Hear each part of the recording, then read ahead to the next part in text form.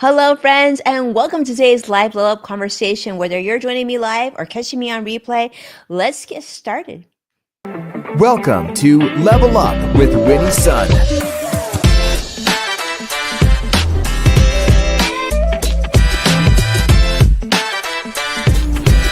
Award-winning financial pro. Get ready. Level Up with Winnie Sun. Well, hello, friends, and happy Thursday. Thanks so much for joining me today. For those of you who are brand new to the show, I'm Winnie, your host, an award winning financial pro, a Forbes contributor, and a CNBC council member and contributor. And yeah, we're streaming here live on a whole bunch of social media channels. So jump in, say hello. It is great to be starting this show with you. Now, let's start off and talk about how the market's doing. So it's kind of a mixed day. The Dow is currently down 201 points right now. NASDAQ is up though 35, and the S&P 500 also up, but just barely up, like up 6 points right now. So we still got a little ways to go, about 20 minutes left before the market will close. But I think it's pretty fair to say that people are very much on sort of a wait to see this week, because there's been a lot of developments coming out on the financial standpoint side as well as many of the other sides. And we're going to talk about some of the big financial headlines of the week. And I'm going to kick it off and start and talk about the jobs report. Now, the New York Times is sharing that the Labor Department's January jobs report is actually going to revise past employment data. You've probably been hearing that jobs were very much strong. People were working and there weren't a lot of openings. Well, they're actually revising past employment data. So they're making some months actually look stronger, but then some of the other months are going to look weaker. I don't know if that's kind of a wash or what it is, but this could potentially cause some confusion. Now, there's been some revisions happening annually to improve accuracy, but in a polarizing political climate, times like now, some may question the reliability of government statistics, of course. Now, talk about job growth, though. Those numbers are certainly shrinking. In fact, a prior estimate showed that 818,000 fewer jobs were added in 2023 and early 2024 than initially was reported.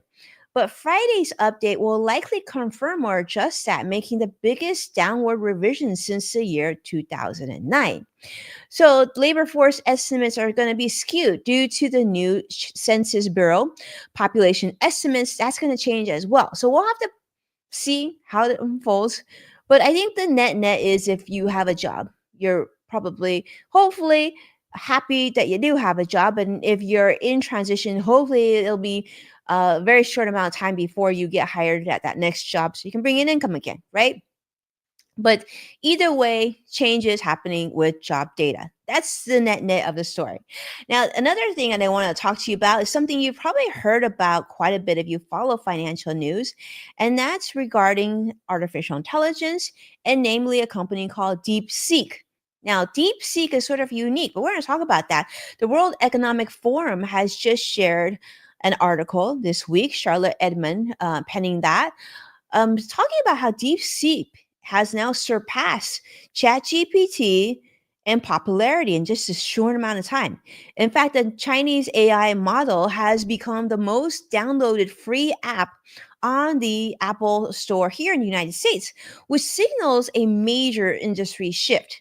Now, unlike ChatGPT and some of its other competitors, DeepSeek is different in that it allows anyone to download it, modify, and even build upon its code and algorithms, making AI development much more accessible to more people. Now, what's neat about this program also is that they spent so much less money building it. They built it for just $5.6 million. To give you an idea, that's about 10% of the cost that Meta spent on Llama. And DeepSeek is now challenging the belief that massive AI investments are going to be necessary to have this sort of technology available to us. Now, of course, we did see some impact on this news on some of its competitors and AI chip manufacturers, but nonetheless, this is talking about the potential for sustainability for AI. Is now considered lightweight and its energy efficient design, they said, could actually help reduce AI's growth carbon footprint, which, of course, is a growing concern in the tech industry. Now, by making AI tools more accessible also to smaller developers and startups, DeepSeek may actually accelerate advancements and sort of level the playing field globally. Now, open source AI is seen as more transparent, but DeepSeek, of course, is also has faced some censorship accusations, and some governments have restricted its use over concerns about privacy once again. But nonetheless, critics are saying that, with open source AI, it could be exploited for harmful purposes, just like all the AI discussions have been around just how safe is it? How do we protect each other, but still be able to leverage this technology for the greater good? So, DeepSeek's rise, of course, is forcing a lot of big tech companies, and many here in California, and of course our government as well, to sort of reconsider how AI models are built, how they're funded, and of course, most importantly, how they're going to be regulated in the future.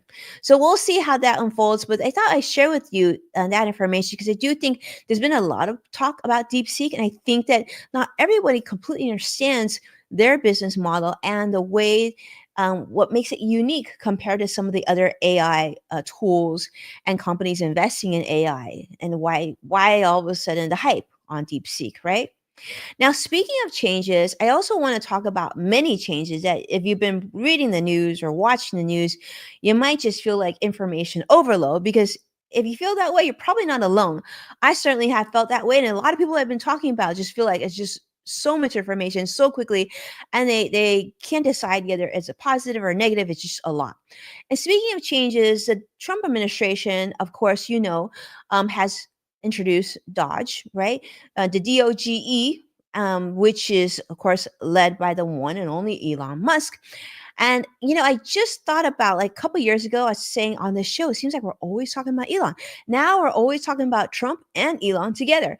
But the Trump administration now is going to limit DOGE's access to Treasury systems because, well, there was a lawsuit. This is being shared on NBC News, talking about how the Treasury will now restrict DOGE's access. Now, the Justice Department has temporarily agreed to limit staffers from Elon Musk's Department of Government Efficiency, DOGE, from accessing Treasury Department payment systems. When this first was announced, I think earlier this week, there was a lot of backlash. People were very concerned that someone like Elon Musk, who wasn't elected, and his team would have access to a lot of payment information and potentially private information of many US citizens. But of course, there was a lawsuit, and because of this, the privacy lawsuit sparked action. Now, the lawsuit filed by union members and retirees alleges that DOGE's access to financial data actually violates federal privacy laws. This has now prompted a court order restricting access. So now, two DOGE affiliated special government employees, Tom Kraus, Marco Ellis, well, they're still going to retain their read only access as needed for their duties, but it looks like it definitely reduced the amount of eyeball that has access to our information. Now, as a special government employee, Elon Musk has been overseeing DOGE's expansion into various agencies, including Treasury and the Department of Transportation. And I don't know if you've been reading the news, following political news, you have been seeing his name everywhere. And I've actually read people calling him President Musk and everything else. And I see CrossX Fighter, St. Joshua joining us on YouTube Live. Thanks so much for being here today. And let's continue on because there's been a lot of news. And so I'm curious to see how you feel, of course, about these stories. And tell me, how is it that you feel about our US government right now? Do you feel like it's going in the right direction? Are there things that you like? Are there things you don't like? I think that probably many of us will have strong opinions in both directions. And of course, it's interesting to see how you feel about access and having this Doge. Now, understand that Elon is defending Doge's mission, saying that Doge is essential for cutting government inefficiencies and calling it a wood chipper for bureaucracy. But I think we can all agree that there's probably improvements that need to take place in the US government. And the question is this process the best process? Is it this way? Does everything need to be sort of re-examined? Does it have to be broken down before it can be built back up? Curious to see how you feel about that. But right now, it looks like there's been a lot of lawsuits being listened to and reviewed right now. And so basically, currently, at least Elon's increasing influence in government is facing some pushback with concerns, of course, over data privacy and unchecked authority at the heart of this. So that's where that is. Now, speaking of changes, let's talk about another company, Google, um, which I think really did quite a bit of improvement in the area of diversity, but that's changing very, very soon. Reuters is reporting that Google is ending its DEI hiring targets. The company announced that it's no longer going to pursue hiring goals for underrepresented groups. This is reversing a commitment that they made just in 2020, just 4 years ago. 5 years ago. So political and legal factors are at play. Google cited, of course, the Trump administration's executive orders and court rulings restricting DEI initiatives as reasons for their shift. Now, DEI commitment was even removed from a report. Google's latest SEC filing omits a previous statement about making diversity, equity, and inclusion central to its global operations. Well, the CEO of Google has, of course, set a 2025 goal of increasing leadership diversity by 30%. But as of 2024, Google claimed to have met 60% of those goals, but didn't provide updated figures. So Google joins now many other tech companies, including Amazon, including Meta. You've probably heard of other consumer companies in your neighborhood, and then rolling back these diversity programs following legal threats from conservative groups and a 2023 Supreme Court ruling against affirmative action as well. So the Alphabet's Workers Union has condemned this decision, calling it an attack on gains made in fighting workplace discrimination. So yes, that's happening at Google. Let me know how you feel about that. Do you like it? Do you not like it? Do you feel like it's important to have diversity in the workplace? I don't know. Personally, I think it is. I think it's really important because I mean, it wasn't that long ago when I started in the financial industry and really very few people looked like me. And yet, when it comes to working with the clientele, a lot of clientele definitely did look like me. So I think it's important that there's representation in companies, and if we can make a difference, however small or however great, it seems like the responsible thing to do. So to me, this is a disappointing chapter in workplace history, I guess. And speaking of things that I think is disappointing, also, there's another story that's came out this week coming out of Pennsylvania. In fact, Pennsylvania police are very busy because they're looking to look for some eggs. That's right, you heard that right. Associated Press is reporting the massive egg theft battles. Now, I will say this: my husband went to Costco this morning because we needed some groceries and supplies. I'm like, make sure whatever you do, you hit the egg area first, right? You know, the refrigerated area when they have usually tons and tons of eggs. And get this, like, first off, they're restricting you to only be able to purchase 3 boxes of eggs, and the supply is significantly limited. You know, the days of having multiple different types of eggs to choose from, well, those days are not today. So right now, not so much choices. Now, if you can get eggs, you're kind of pretty lucky right now. So massive egg theft is taking place.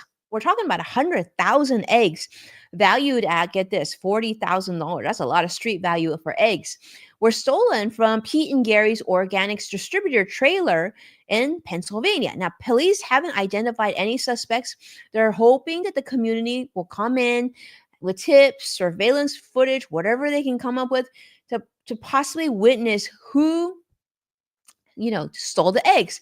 And they're hoping the witnesses will crack the case, pun intended. So a veteran Pennsylvania state trooper described the case as highly unusual, making one of the largest egg thefts reported. Almost seems like one of those feel-good stories, but no, it's actually true. So because of what's happened with the bird flu, H5N1, avian flu, and everything else, and supply chain shortages, US egg prices have surged considerably, with costs expected to rise now another 20% this year. So we definitely are seeing a shortage of eggs. And next time you're looking to make pancakes, you might have trouble finding as many that you want. But given the high value of the stolen goods, now Pennsylvania authorities are classifying this as a felony crime. So it's going to be increasing pressure to finding the culprits. I guess, if you're in the Pennsylvania area or anywhere within driving distance, it'd be interesting to see who's selling eggs and where they're selling eggs, because I imagine 100,000 eggs. I mean, most people don't need 100,000 eggs. Where would you even store all that? And you would need to move it pretty quickly because I imagine it's perishable, right? Well, they're saying, this year's Easter, Easter approaching, stolen eggs could be resold at an inflated prices, which adds urgency to an investigation. But yeah, this year Easter is probably going to cost a lot more if you're going to be bringing out the eggs. And speaking of eggs, somebody asked recently online asking whether eggs are safe to eat as bird flu spreads. And so the New York Times has done an article about this. Danny Blum talked about how the bird flu is impacting egg supplies and the virus is spreading among chickens, causing shortages and rising prices. In fact, I even read that in New York, there were even some concerns about like human transmission or cow transmission as well. But experts say that the risk to consumers currently still is relatively low. US regulations do require eggs to be washed and sanitized, reducing the chance of contamination before actually reaching grocery store shelves. But these infected chickens are, quickly culled, unfortunately. And since bird flu seems to rapidly sicken hens, farmers have to identify and then they have to remove infected flocks before the eggs even reach the supply chain. So they're saying although human infection from these eggs is unlikely, most human cases in the US have come from direct contact with sick animals, but not all of them. But so far, nothing has been from consuming eggs. So the CDC is recommending, of course, that you cook eggs to 165 degrees Fahrenheit. You want to make sure that the egg yolks are firm and scrambled eggs are fully cooked to kill any potential virus. And of course, pasteurized egg products are safest. That's your liquid egg products that have undergone pasteurization, which inactivates the virus and makes them sort of more so a worry-free option. But nonetheless, they say if you're cooking your eggs properly and you're handling them with care, the risk of bird flu infection from eating them is very low. So let me know how you think about that. Have you noticed a shortage of eggs, and how does this impact your do you eat a lot of eggs at home, or is this not a big issue for you? And how much more do prices need to go before you're saying like no more, I'm not buying a dozen eggs, I'm just going to be without for a little bit? In fact, I found that there's a lot of different alternative ways of substituting eggs in your recipes. Of course, it's not going to be the same if you're doing a sunny side egg or scrambled egg. You still need the egg, but like let's say you were making banana bread, right? I guess there's other ingredients that you can sub for eggs temporarily and still have a pretty nice experience there. And with that, let's take a look at the market. We got 3 minutes left to go. The Dow is currently down 138 points. The Nasdaq's down 90, and the S&P 500 is down 19 as well. So thank you so much, my friends, for being a part of today's Level Up.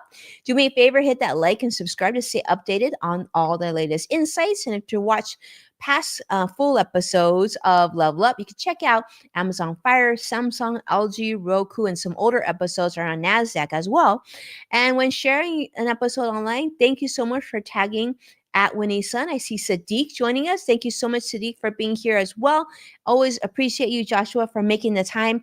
And with that, have a wonderful, wonderful week and a beautiful weekend. I'll see you again next week. And with that, it's a wrap. Take care now. Bye-bye.